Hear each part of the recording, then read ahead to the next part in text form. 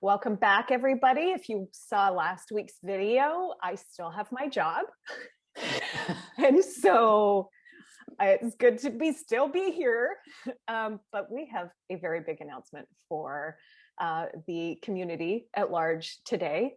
Kathy Shaw, our fearless leader, I would like you to let everybody know what is happening in the OBA, Oakbridge Academy world.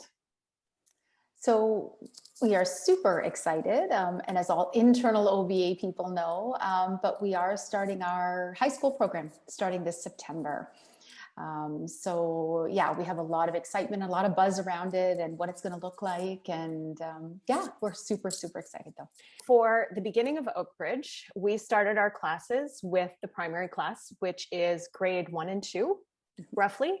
And the very first year we went to grade 7, sorry. 6, 7, that's 6, right. 7. The following year, we went to 7 and 8 was our senior class. And we had our first graduating class last year with 4 students who graduated out of our grade 8 program. But this coming year is going to look different. Can you explain to us how things are going to work with that? Sure. So we're looking at sort of having 2 streams for this high school program, and I mean some of our students will go off to sort of a typical high school and sort of enter the academic or applied streams for high school, and some of the students just continue to need more support than what a typical public school will offer. We're not doing any high school credits next year. The following year, the year after, is when we're starting that full mainstream full credit program. But for this coming September, what we're doing is we have 2 streams. One will be really looking at that sort of functional literacy and numeracy for students who are academically more than 2 years below grade level. And then we'll have the academic development for next year in the core subjects like language, math, and sort of STEM, where students are around that 2-year below academic mark, where we're going to help and really enhance and boost that.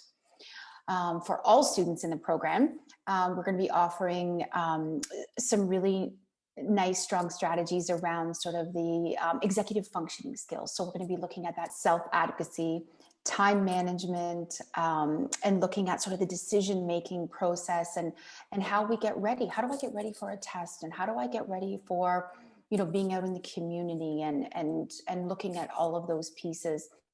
And also looking at sort of that independence on going on the bus or going up the street and going to Tim Hortons at lunchtime. So really working on some of those great skills that all high school students need, but just really breaking them down and teaching them and reinforcing them and introducing them to our students.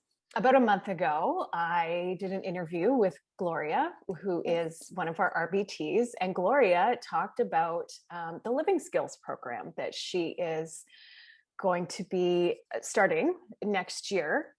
What we weren't quite allowed to say yet was Gloria is a part of this high school program. And so we are very excited that, so can you explain with that setup, then how does Gloria's role fit into that? Great. Yeah, we are so excited that Gloria has agreed and taken this on. She's so amazing. So for that living skills and social skills development piece, some of our students will be, sort of really looking at sort of the daily life living skills that we had talked about. So she'll be heading that on and taking that on. We have a really nice curriculum piece that looks at, what do we want to hit and what do we really want to teach and where do we want, looking at in the end, where do we want our students to be? We want them to start developing some career paths, and we want them to start developing some of those really great skills that help them get a job. And so what does it look like for volunteering? What does it look like for being more a part of our community?